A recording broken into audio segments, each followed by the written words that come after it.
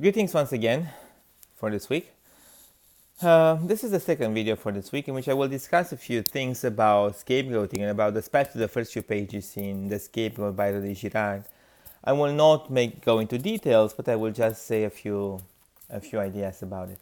So I mentioned in the previous video that scapegoating has to do with responsibility, with us not assuming responsibility for the way in which our life evolves or develops or is lived. But we need to, Girard himself doesn't speak much about responsibility, but we need to think about a different thing from his point of view. Scapegoating has always to do with the need for an explanation for suffering. What takes place in life is often unexplainable, especially suffering.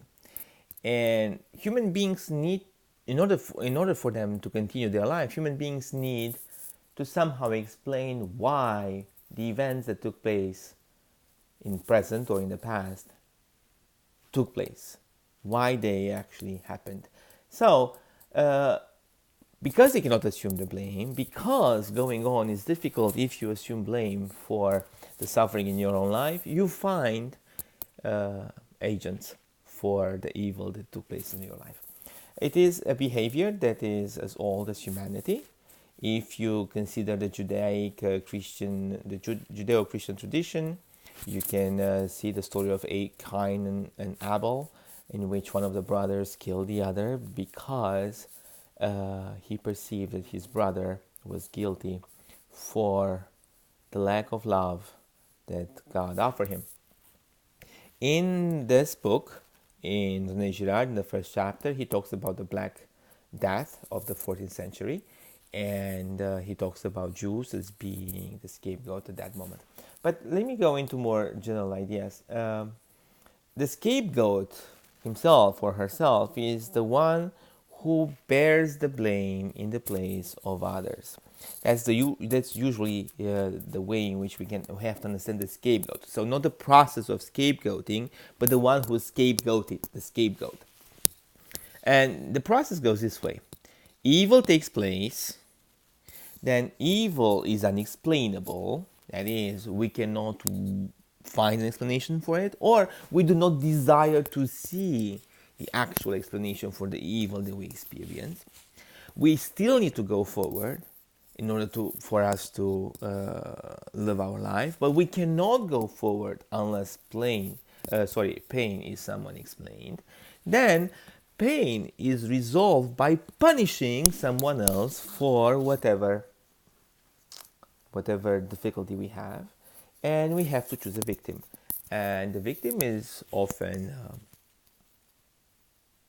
not guilty, but the victim is sacrificed. How do we choose the victim?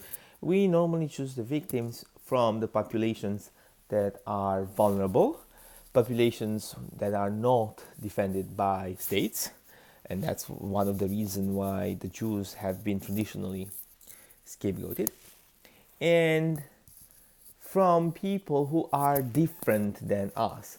But I like to emphasize something. We often say that scapegoating is bad from a moral perspective. We consider the people who are scapegoating others as being blamable.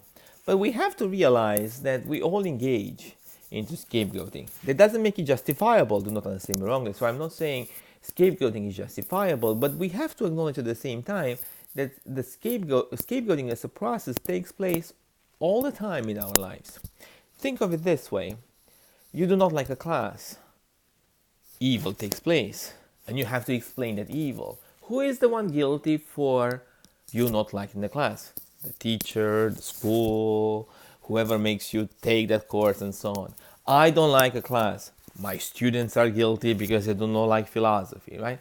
I'm not saying that we do say those things, but I'm saying that it's possible for us to have those thoughts. Or you can think at the level of society. If our life doesn't work precisely the way we want, we immediately blame the government or the mayor or the local authorities.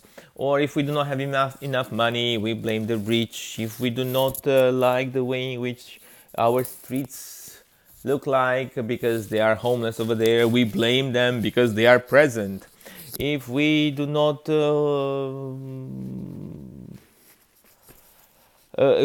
have jobs, we blame the immigrants. Or if we do not if we have a hurricane, we blame the people who commit immoral acts and so on. I'm not saying that in some of those examples that may be exaggerated, of course, the people that I mentioned are not blamable to some extent. So, of course, if the streets have holes, it may be the local authorities who are guilty and so on. I'm not denying all that. What I'm trying to say is that it is very easy for us to put blame on somebody else. And as I mentioned in the previous video, I will mention one scapegoat that's always available, and that's the devil.